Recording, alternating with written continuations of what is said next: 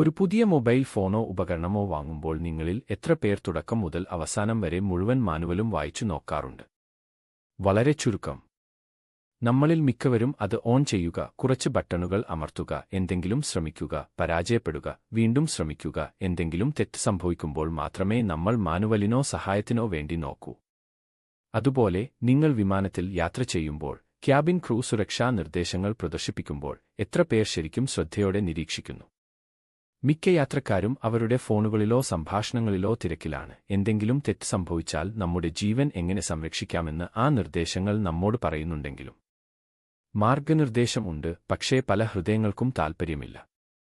എന്നിരുന്നാലും ദൈവം ഇതിനകം തന്നെ നമ്മുടെ ആത്മാവിനുള്ള മാനുവൽ, സുരക്ഷാ നിർദ്ദേശങ്ങൾ നൽകിയിട്ടുണ്ട്. അവന്റെ വചനം, സഭയുടെ പഠിപ്പിക്കൽ, നമ്മെ സുഖപ്പെടുത്തുകയും നയിക്കുകയും സംരക്ഷിക്കുകയും ചെയ്യുന്ന കൂദാശകൾ.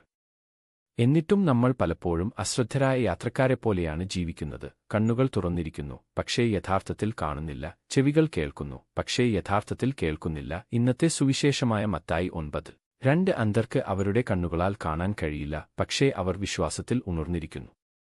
അവർ യേശുവിനെ അനുഗമിക്കുകയും ദാവീദിന്റെ പുത്രാ, ഞങ്ങളോട് കരുണ കാണിക്കണമേ എന്ന് നിലവിളിക്കുകയും ചെയ്യുന്നു. അതേസമയം പൂർണ്ണമായ കാഴ്ചശക്തിയുള്ള മറ്റുള്ളവർ അവനെ മിശിഹായായി അംഗീകരിക്കുന്നു.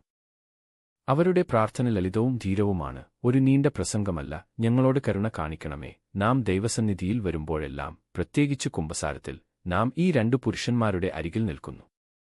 നമ്മുടെ പാപങ്ങൾ, നമ്മുടെ ആശയക്കുഴപ്പം, നമ്മുടെ മറഞ്ഞിരിക്കുന്ന മുറിവുകൾ എന്നിവ നാം കൊണ്ടുവരുന്നു. കർത്താവേ, എന്നോട് കരുണ കാണിക്കണമേ എന്ന് പറയാൻ നാം ധൈര്യപ്പെടുന്നു. ആ എളിമയുള്ള, സത്യസന്ധമായ നിലവിളിയിൽ യേശു നമ്മുടെ അടുത്തേക്ക് കുനിഞ്ഞ് തന്റെ കരുണ ചൊരിയുന്നു.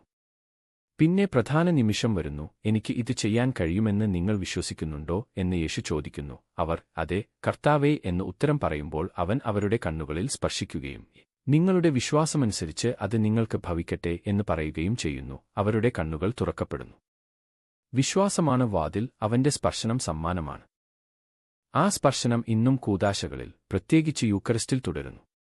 വിശുദ്ധ കുർബാനയിൽ അവൻ നമ്മുടെ കൺപോളകളെ മാത്രമല്ല, നമ്മുടെ ആത്മാക്കളെയും സ്പർശിക്കുന്നു.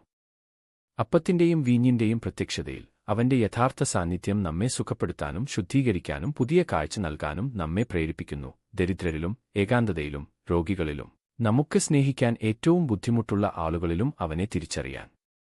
കുർബാന സ്വീകരിക്കുന്നതിനു മുമ്പ് നിങ്ങളുടെ ഹൃദയത്തിൽ ഒരു ലളിതമായ പ്രാർത്ഥന നടത്തുക. യേശുവേ, എന്റെ കണ്ണുകളെ സ്പർശിക്കണമേ. എന്റെ ആത്മീയ അന്ധത നീക്കണമേ. ഇന്ന് നിന്നെ കാണാൻ എന്നെ സഹായിക്കണമേ. ഓരോ കുർബാനയും ദിവ്യ വൈദ്യൻ നിങ്ങളുടെ കണ്ണുകളിലും ഹൃദയത്തിലും കൈവയ്ക്കുന്ന ഒരു നിമിഷമാകട്ടെ. അവരെ സുഖപ്പെടുത്തിയ ശേഷം യേശു പുരുഷന്മാരോട് പറയുന്നു, ഇതിനെക്കുറിച്ച് ആരും അറിയരുത്. പക്ഷേ അവർ പുറത്തുപോയി മുഴുവൻ പ്രദേശത്തും വാർത്ത പ്രചരിപ്പിക്കുന്നു. ആഴമില്ലാത്ത പ്രചാരണം ഒഴിവാക്കാനും യഥാർത്ഥവും എളിമയുള്ളതുമായ വിശ്വാസം ആഴത്തിലാക്കാനും യേശു ആഗ്രഹിക്കുന്നു. എന്നാൽ അവരുടെ സന്തോഷം ഉൾക്കൊള്ളാൻ കഴിയില്ല. കൃപ ഒരു ജീവിതത്തെ യഥാർത്ഥത്തിൽ സ്പർശിക്കുമ്പോൾ നിശബ്ദത അസാധ്യമായിത്തീരുന്നു. നമുക്ക് ലഭിക്കുന്ന ഓരോ കൂദാശയും നമ്മെ സാക്ഷികളായി അയക്കുന്നു. സ്നാനം മുതൽ സ്ഥിരീകരണം വരെ, കുമ്പസാരം മുതൽ കുർബാന വരെ, തന്റെ കരുണ ചെയ്ത കാര്യങ്ങളെക്കുറിച്ച് സംസാരിക്കാൻ ക്രിസ്തു നമ്മെ അയക്കുന്നു. നിങ്ങളുടെ ജീവിതത്തിലെ ഒരു മൂർത്തമായ കൃപയെക്കുറിച്ച് ചിന്തിക്കുക. നിങ്ങളുടെ കുടുംബത്തിലെ ഒരു അനുരഞ്ജനം, പ്രാർത്ഥനയിലെ ഒരു സമാധാന നിമിഷം, നിങ്ങൾ അർഹിക്കാത്ത രണ്ടാമത്തെ അവസരം. ഈ ആഴ്ച ആ കഥ ഒരു വ്യക്തിയുമായി പങ്കുവയ്ക്കുക.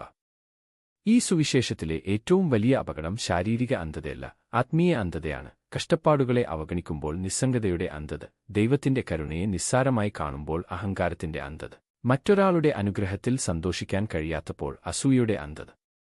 വിശുദ്ധ ഇഗ്നേഷ്യസ് ദൈനംദിന പരീക്ഷയെ ഒരു ലളിതമായ പരിഹാരമായി നിർദ്ദേശിക്കുന്നു. ദിവസാവസാനം ദൈവത്തിന്റെ സാന്നിധ്യത്തെക്കുറിച്ച് ബോധവാന്മാരാകുക. അവനോട് നന്ദി പറയുക. ദിവസം അവലോകനം ചെയ്യുക. നിങ്ങൾ സ്നേഹിക്കാൻ പരാജയപ്പെട്ട മുഖം. നാളേക്കായി കൃപ ചോദിക്കുക. ഓരോ വൈകുന്നേരവും കുറച്ച് മിനിറ്റ്, കർത്താവേ, ഇന്ന് ഞാൻ നിന്നെ എവിടെയാണ് കണ്ടത്? എവിടെയാണ് ഞാൻ കാണാൻ വിസമ്മതിച്ചത്? ഹൃദയത്തിന്റെ തിമിരം പതുക്കെ നീക്കം ചെയ്യുന്നു. ഈ ഭാഗത്തിന്റെ കേന്ദ്രത്തിൽ ഒരു വാചകമുണ്ട്. നിങ്ങളുടെ വിശ്വാസമനുസരിച്ച് അത് നിങ്ങൾക്ക് ചെയ്യട്ടെ. നമ്മുടെ രോഗശാന്തിയുടെയും ആത്മീയ കാഴ്ചയുടെയും അളവ് യേശുവിലുള്ള നമ്മുടെ വിശ്വാസത്തിന്റെ അളവാണ്.